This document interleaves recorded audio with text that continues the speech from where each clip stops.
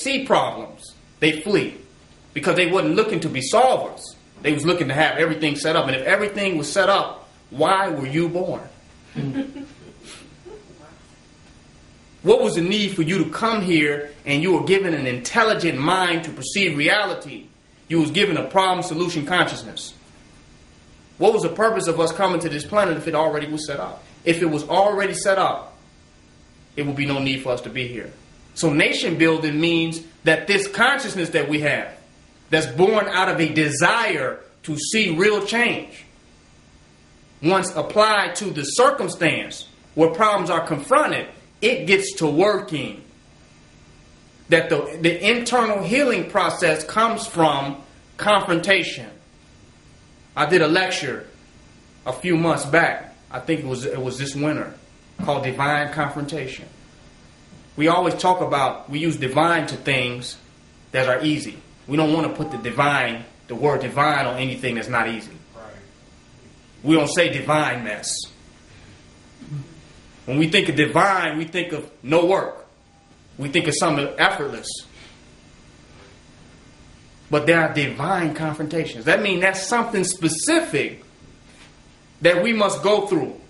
Frederick Douglass said if there's no struggle, there's no progress. There's a lot of value there. That means in order to get to where we're going to, there is no philosophical or theoretical escape from pulling up your sleeves and getting in the dirt. There's a divine dirt that you must get into for nation building. Literally. If you're looking for it all, to be all set up and everything's all white, everybody's all white, and it's all pure, you're not ready for nation building. Because your idealism is not preparing you to become a scientist, someone who's willing to work diligently. Now, me as a person, I get up here and I speak 6 hours every week. And they say, well, what are your answers? And I hear this coming up a lot with people dealing with other scholars saying, what answers are they presenting to the problems and the conditions that black people have? Now, I have a lot of answers. A lot of them. But I'm not doing these lectures to present an answer. I'll present myself to be a part of the answer. Do you hear what I'm saying? I'm not coming with a philosophical solution. I'm coming with a real solution. As a person who's saying, look, even if we don't have an answer now, I'm willing to put everything on the table and step completely up to be a part of the process where the real answer is achieved. That's what we need to bring out of people. People mentally want answers, but don't want to physically step into the problem to solve it. You want to do mathematics, but you don't want to open the math book. You don't want to get your pencil out and get your scratch paper and work out the problem. You want all the damn answers. But you're doing the math problem not to discover the answer, but to discover the mathematician. We think we're doing math because we're supposed to get the answer and get a grade. But we're really supposed to awaken ourselves to the mathematician that is inside of us.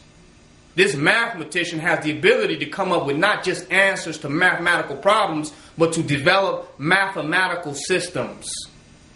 Once awakened to. And the public food system is really supposed to awaken you to your mathematical genius. It's supposed to awaken you to your mathematical genius, and you're supposed to develop your own math. But people get stuck, and all they know is what they have been given. Algebra, division, calculus, or whatever other type of madness that has not allowed them to replicate the greatest mathematical scholars of ancient times. So really, it's really very low level if they cannot produce the greatest of our genius with the highest math that they have today. The best that could do, if anything, is to awaken you to the mathematician within yourself. That's what nation building is. We see it with the white man when he says, join my army, and the reason you joining is to be all that you can be. He's not giving you nothing. You joining it to be all that you can be. That's deep. So the solution to win the war for the white man, then we must go ahead and assume that that war is won by what? You being all that you can be. So if you're not going to be all that you can be, then we can't win the war. So the ultimate challenge to nation building is the people willing to be all that they can be patriotically for black nationalism versus for white supremacy. That's a fact. So we're not here to just come up with the answers, to be stuck by answers, to get caught up in question and answer. We're here to give ourselves to the unfoldment of the real process. Because you got a lot of people sitting on the side thinking, and we got some of the greatest thinkers. We got greater thinkers in our society than the European. But we got fearful doers. When you got a great thinker and a courageous doer, then you got something.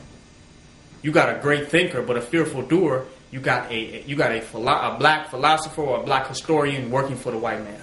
Mm-hmm.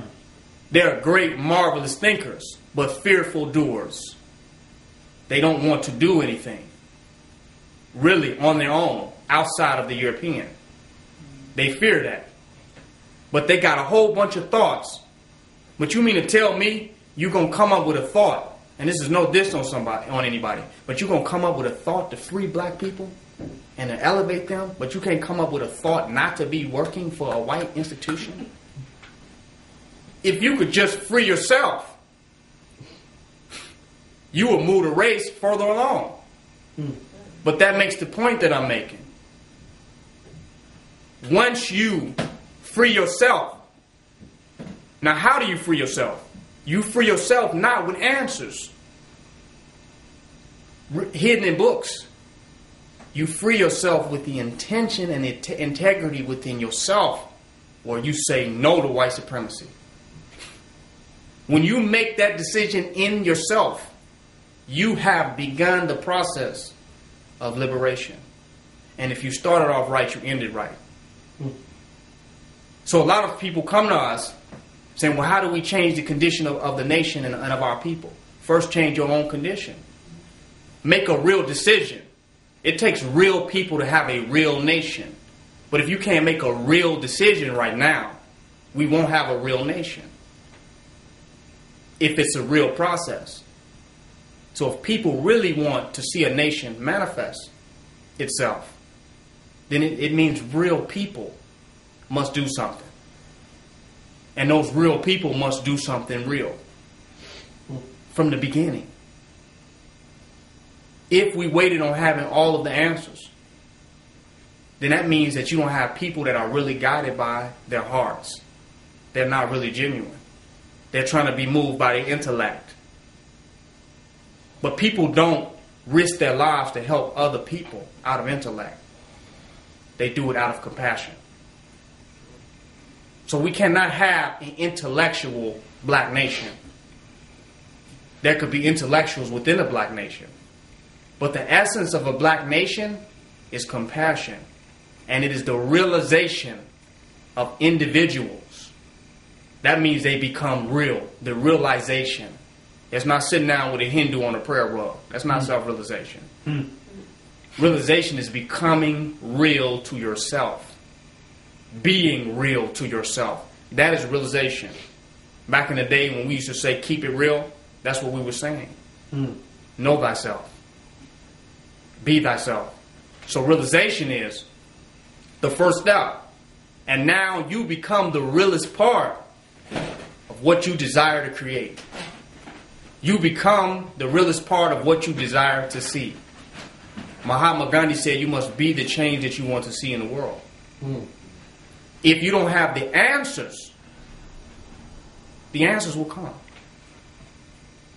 I had children at a young age, and a lot of men are afraid to have children. I made somebody drop their phone with that stereotype. Precisely. A lot of men are afraid to have children, and this is going to make my point. Because they say that in order to have children, they feel they have to be a baller. That they need a $20,000 stroller. And baby spoons made out of silver. and they want their child to have a so-called